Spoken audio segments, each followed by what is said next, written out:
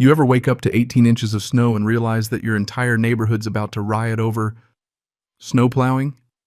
Yeah, I didn't think so. Most people worry about missing their morning coffee, not being the main character in an HOA showdown at 6 a.m., fielding frantic texts while watching a blizzard bury the street. If you told me 4 years ago that this would be my life, I'd have laughed, poured another cup, and gone back to bed. But here I am, the unofficial snow guy of Oak Ridge Meadows, and this winter, thanks to a new rule, my hands are tied. Let me give you the lay of the land. I'm Frank. I moved to this peaceful Vermont subdivision after my divorce, thinking I was buying into simple living. 30 houses tucked off Route 7, just close enough to Burlington for takeout, but far enough out that you can actually see the stars, at least when Barbara isn't polluting the night with her porch lights. When I first got here, the HOA was just a couple of folks collecting dues, paying for a new sign, and organizing one half-hearted block party a year. Nobody cared if your mailbox matched or if your grass was a little wild, you just did your thing. But then Barbara arrived. And wow, if you ever want a lesson in what unchecked power looks like in suburbia, just wait for a woman with a "can I speak to your manager" haircut to get bored. She moved in 2 doors down after her husband landed a job at UVM, and within months she'd wormed her way onto every committee, then right into the presidency. She started out small, new neighborhood watch uniform mailboxes. Fine. Then it got creative. Suddenly, no Christmas lights before Thanksgiving, no cars on the street overnight, and God help you if you mowed your lawn before 9 on a Saturday. Her reason was always the same. We have to maintain property values and present a unified, respectful community image, as if a plastic flamingo on someone's lawn is going to tank the entire market. Then came the snowplow rule. I'd always plowed the loop with my old Chevy, and a beat-up blade never asked for a dime. City won't do it, private road, you know the deal. If I didn't, people got stuck. Kids missed the bus. Folks missed work. So one morning I'm out there at 5:30, clearing the way, as usual, when Barbara comes stomping out in her pink bathrobe and duck boots, looking like the villain in a made-for-TV holiday movie. She's banging on my truck window before I can even put it in park. "What do you think you're doing?" she screeches, and you can literally see her breath hanging in the freezing air. I told her just plowing like I always do. "It's 7 in the morning, people are trying to sleep," she says. Meanwhile, every other neighbor's already outside scraping windshields, coffee in hand, grateful as hell the road's clear. I try explaining the school bus comes at 7:45. People need to leave for work. "That's not the point," she snaps. "You're making excessive noise during quiet hours." And apparently she's had complaints. But who complained? That's confidential. By the end of the week, we get an official letter: no gas-powered equipment before 8 a.m., including plows with a $250 fine for the first offense, $500 for the second, and potential legal action for repeat violators. I called a meeting at my place. Coffee panic neighbors squeezed onto my couch. "Can she actually enforce this?" someone asks. Marcus, who works at the hospital, has to leave at 6:30. Tom, our lawyer neighbor, though not the kind who deals with HOA stuff, shrugs. The board can basically do what they want as long as they say it's for the common good.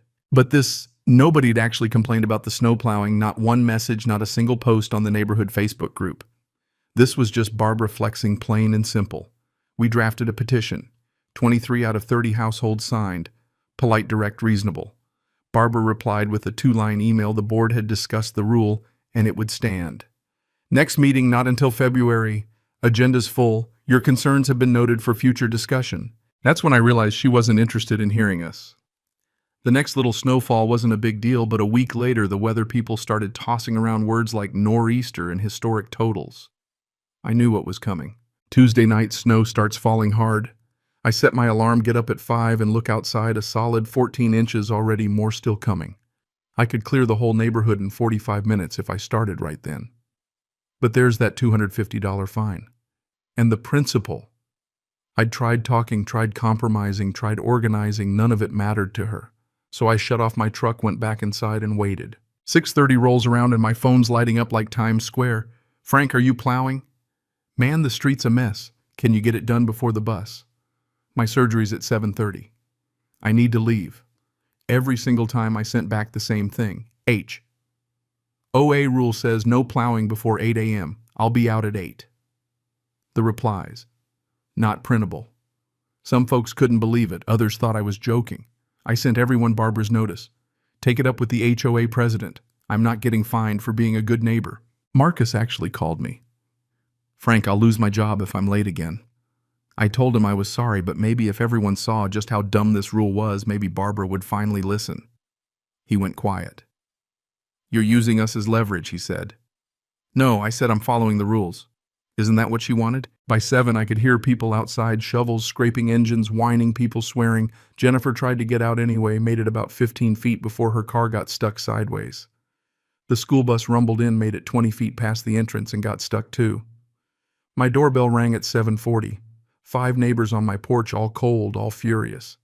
Frank, the bus is stuck. I've got a meeting. The kids are going to miss school. It's 7:40, I said. 20 more minutes and I can legally help. Someone accused me of being petty.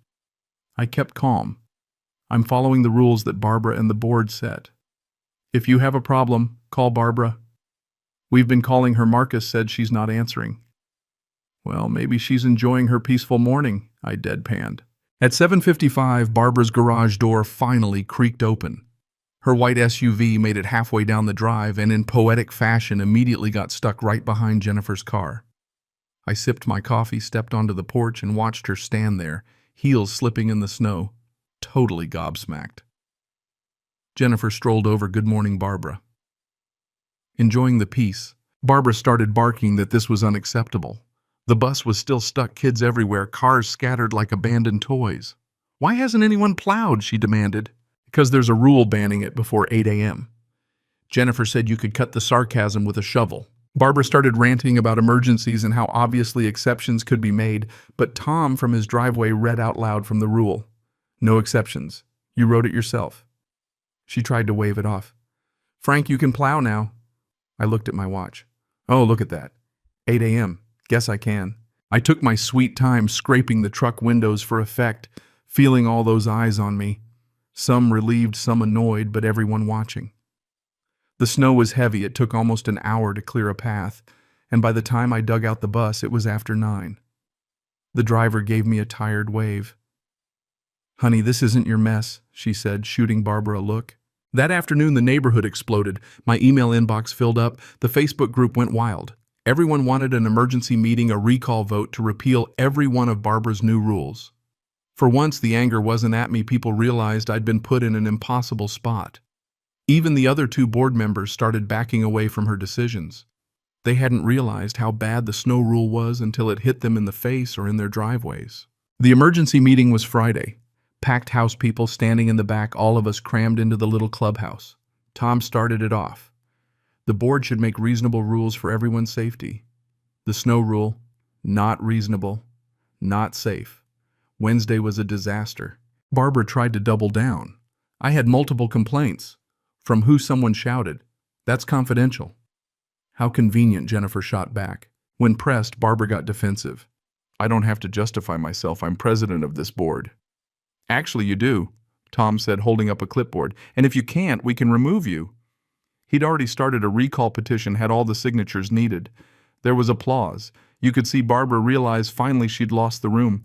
She tried to stall the vote, but the bylaws were clear. The board could suspend the rule with a unanimous vote of the 3 present members. She voted no, so Tom moved forward with the recall. Barbara grabbed her coat, muttering about property values, slammed the door, and was gone. 2 weeks later, after a proper vote, Barbara was officially out. She lasted 3 more days before a moving truck showed up. By Sunday, she was gone. New board president, new rules. Snow plowing allowed whenever it's needed, a little budget set aside for me as the official snow removal guy. They even chipped in for a new snowblower.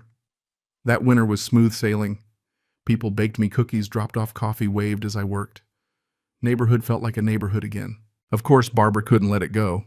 In March, I got a letter from a lawyer. She was suing me for harassment, for forcing her out, for, I kid you not, creating a hostile living environment. She wanted 50 grand. Tom got a real attorney involved. She laughed it off. She's got nothing. Just keep your documentation. The judge dismissed it. The ruling even said bluntly that Barbara had created her own problems. A few months later, I'm grilling burgers and 2 police cars pull up. Barbara from Colorado had filed a police report saying I was stalking her, sending threats. The officers were decent, just asked for my phone and computer, checked everything, found nothing. Apparently, she'd even been mailing threatening letters to herself and blaming me.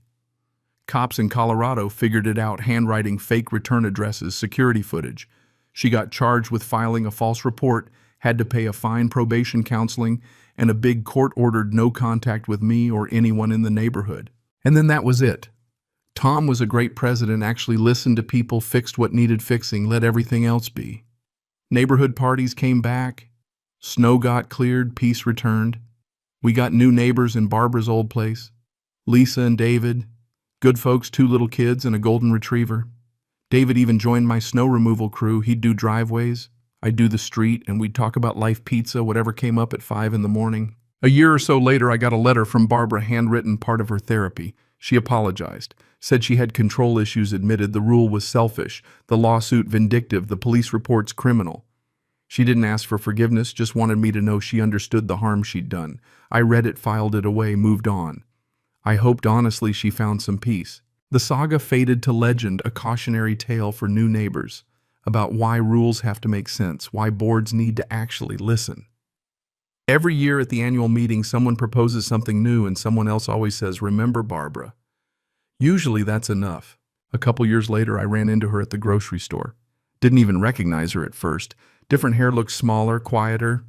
She walked over, apologized again, told me therapy and medication were helping. Her dad was sick and she was back in Vermont to help. She wasn't making excuses, just trying to do better. I wished her well. She walked away and that was that. Life rolls on. Winters come and go. I'm still here plowing at 5 in the morning, coffee in hand, neighbors waving. The HOA sticks to common sense. Kids play in the street, nobody calls the cops. Tom moved to Boston, but he still checks in. Marcus is the unofficial party planner. The Chambers family are good friends. It's a real community now, messy, sometimes frustrating, but fair. You know the funny thing? If I just caved, paid the fine, and kept plowing, none of this would have changed. Sometimes you have to let people feel the consequences of bad decisions before anything gets better. That one miserable morning united 30 households, toppled a tyrant, and brought us together. I learned maybe the hard way that being a good neighbor isn't about following rules blindly. It's about caring, speaking up, doing the right thing even when it's uncomfortable. And hey, if you ever find yourself on the wrong side of an HOA war, just remember sometimes the best way to fix a mess is to let it snow, let it snow, let it snow, and see who's left standing when the storm clears. So let me ask you, have you ever watched a little rule turn into a neighborhood disaster? Where do you draw the line between order and overreach? I'd love to hear how you'd handle it, or your own HOA horror stories if you've got them. Maybe together we'll figure out what community is really supposed to mean.